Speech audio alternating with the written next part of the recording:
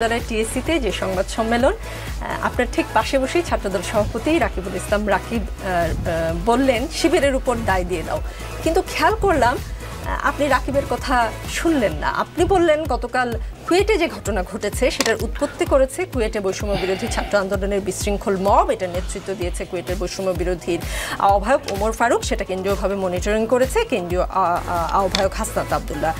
ঢাকা বিশ্ববিদ্যালয়ের শিক্ষার্থী সরোয়ার আলম খন্দকার তার ফেসবুকে লিখেছেন, প্রিয় অভিভাবক রাকিব আর নাসির ভাই দুজনে বেডরুমে আগে প্র্যাকটিস করে আসবেন। নাসির, আপনারা আগে প্র্যাকটিস করে আসেন না, কি বলবেন সংবাদ সম্মেলনে?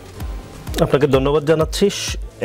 শুরুতে জনাব ফরহাদের যেহেতু ছাত্রদলের বিষয়ে উনি মেনশন করেছেন সেই বিষয়ে আমরা একটু বলতে চাই। সেটি হচ্ছে সিলেটের এমসি কলেজের যে শিক্ষার্থীকে শিবিরের সন্ত্রাসীরা আহত করেছে, সেই শিক্ষার্থীর শুরুতে আমরা দেখেছি ইনকিলাব পত্রিকাতে তিনি যে স্টেটমেন্ট দিয়েছেন সেখানে তিনি বলেছেন যে সামাজিক যোগাযোগ মাধ্যমে তিনি শিবিরের গুপ্ত রাজনীতি এবং রক কাটার বিষয়ে তিনি সামাজিক যোগাযোগ মাধ্যমে স্ট্যাটাস দিয়েছিলেন এবং তিনি বন্ধু বান্ধবদের সাথে এই নিয়ে কথাবার্তা বলেছিলেন এবং শিবিরের যে সকল সন্ত্রাসী তাকে হামলা করেছে, হামলা করতে এসে সে সকল সন্ত্রাসী বলেছে যে তুমি তো রক কাটার কথা বলেছো, রক্ত কাটি নেই আমরা, তোমাকে দিয়ে আজকে এখানে শুরু করব।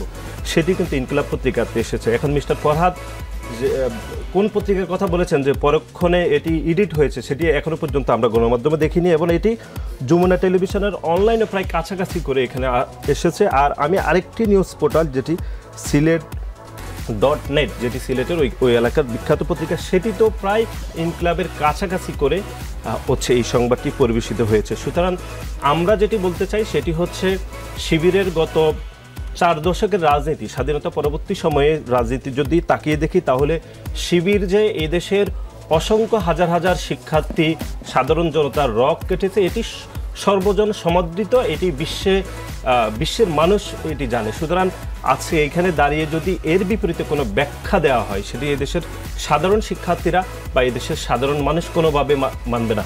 এবং জুলাই এবং আগস্ট পরবর্তী সময়ে শিবির যেভাবে রক কাটার উদাহরণ তৈরি করেছে বিশেষ করে বরগুনাতে, সেখানে আমার মনে হচ্ছে বাংলাদেশের বেশিরভাগ শিক্ষার্থীরা এখন শিবিরের বিষয়ে সামাজিক যোগাযোগ মাধ্যমে সমালোচনা করতে ব্যাপক মাত্রা ভয় পায় যে কখন জানি শিবির না ওই যে বরগুনাতে শিবিরের এটি 2 মাস আগে বরগুনা যেটি মিস্টার ফরহাদ বলেছিলেন সেখানে স্পষ্টত গণমাধ্যমে এসেছে যে শিবিরের সন্ত্রাসীরা আমাদের যুব দলের একজন কর্মীর রক কেটেছে, পরবর্তী সময় আহত হয়েছে, সেটিও হয়েছে। কিন্তু পরক্ষণে আমরা দেখেছি 2-1টি মিডিয়াতে তারা এটি ভিন্নভাবে ব্যাখ্যা করেছেন। আমরা যেটি বলতে চাই সেটি হচ্ছে শিবির যে রক কাটে এটি আন্তর্জাতিকভাবে সমাদৃত, সুতরাং এটিকে জাস্টিফাই করার কোনো সুযোগ নেই। সেটি গতকালও হয়েছে এবং ভবিষ্যতেও বাংলাদেশের কোনো শিক্ষার্থী তাহলে ছাত্রদল যে চাঁদাবাজি করে সেটাও তো আন্তর্জাতিকভাবে স্বীকৃত। আমি উদাহরণ দিই, আপনাদের আমলনামাও আছে, সবার আমলনামা নিয়েই আজকে হাজির হয়েছি। চাঁদাবাজির অভিযোগে ছাত্রদল নেতা কারাগারে।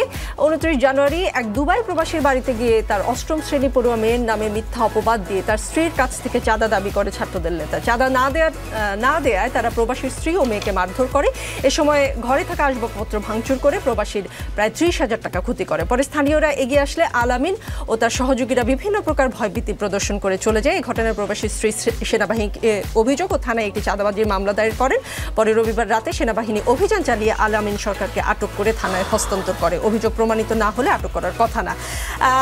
10 জানুয়ারির খবর, ওসি পরিচয়ে চাঁদাবাজির অভিযোগে ছাত্রদল নেতাকে মারধরের পর পুলিশে সোপর্দ। পুলিশের ভয় দেখিয়ে চাঁদা আদায়ের অভিযোগ রাবি ছাত্রদল নেতার বিরুদ্ধে। এটা 12 ডিসেম্বরের খবর। রড ও স্ট্যাম্প দিয়ে মারধর ও পুলিশের হাতে তুলে দেওয়ার ভয় দেখিয়ে ছাত্রলীগের সাবেক নেতার কাছ থেকে চাঁদা আদায়ের অভিযোগ উঠেছে রাজশাহী বিশ্ববিদ্যালয়ে শাখা ছাত্রদলের নেতাকর্মীর বিরুদ্ধে। আরও আছে, অপেক্ষা করেন। পুলিশ পরিচয়ে নিখোঁজ 2 জনকে উদ্ধার করে চাঁদা দাবি পিটিয়ে ছাত্রদল নেতাকে পুলিশের সোপর্দ। দিনাজপুরে নিখোঁজের জিডির সূত্র ধরে এক তরুণ ও তরুণীকে উদ্ধার করে দিয়ে পুলিশ পরিচয়ে চাঁদা দাবির অভিযোগ উঠেছে এক ছাত্রদল নেতার বিরুদ্ধে। ভুয়া পুলিশের পরিচয় জানাজানি হওয়ার পর ওই ছাত্রদল নেতা সহ 2 জনকে পিটিয়ে পুলিশে সোপর্দ করেছেন এলাকার লোকজন। আরও খুঁজলে হয়তো আরও পাওয়া যাবে, এই কথা আমি সাথে করে নিয়ে এসেছি। তাহলে আপনাদের চাঁদাবাজিও তো আন্তর্জাতিকভাবে স্বীকৃত। দেখুন, আমি বলছি দুটি অপরাধ, রক কাটা যেরকম অপরাধ, চাঁদাবাজি অপরাধ। কিন্তু আপনি রক কাটা যেই ধরনের অপরাধ চাঁদাবাজি সেই ধরনের অপরাধকে আপনি জাস্টিফাই করতে পারবেন না, কিন্তু সেটিও অপরাধ আমরা মনে করছি।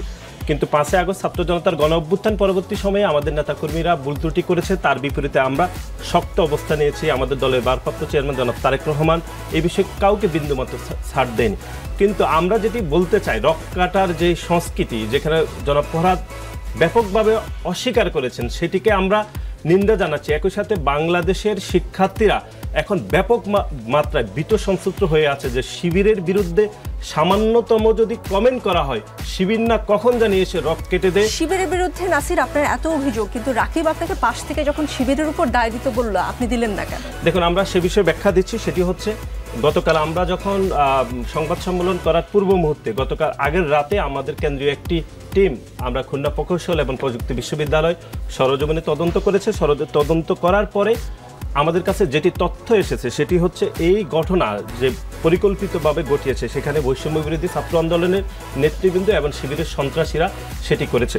জনাব রাকিব যেটি বলার চেষ্টা করেছেন, তিনি আমাকে বলার চেষ্টা করেছেন যে কোশ্চেনের আনসারের যেটি আমাদের ফাইন্ডিংয়ে আসছে যে শিবির এখানে যুক্ত ছিল, সেটি তিনি আমাকে প্রকাশ্যে বলেছেন, সেটি কোনোভাবে গোপন করেন নাই। তিনি বলেছেন যে ফাইন্ডিংয়ে যেটি মেনশন করেছেন সেটি তিনি বলার চেষ্টা করেছেন। তো আপনিও জানেন সেই ফাইন্ডিং তাকে পাশ থেকে কানে কানে না, বলে তিনি বলেছেন এটি প্রকাশ্যে। না, প্র্যাকটিসের কোনো বিষয় নেই এখানে। উনি এটি প্রকাশ্যে বলেছেন, কোনোভাবে গোপন করে বলেন নাই। যে উনি আমাকে স্মরণ করে দিয়েছেন যে আমাদের ফাইন্ডিং এ শিবিরের নাম রয়েছে, সেটি তিনি আমাকে স্মরণ করে দিয়েছেন। না, আমরা বলেছি যে ওমর ফারুকের কথা আপনি বলেছেন, হাসনাত আব্দুল্লাহর কথা আমরা শিবিরের কথা বলেছি। শিবিরের কথা যেহেতু রাকিব ভাই এর আগে বলেছে, আমি পরক্ষণে শিবির এবং হাসনাত আব্দুল্লাহ, ওমর ফারুক দুজনের কথাই বলেছি।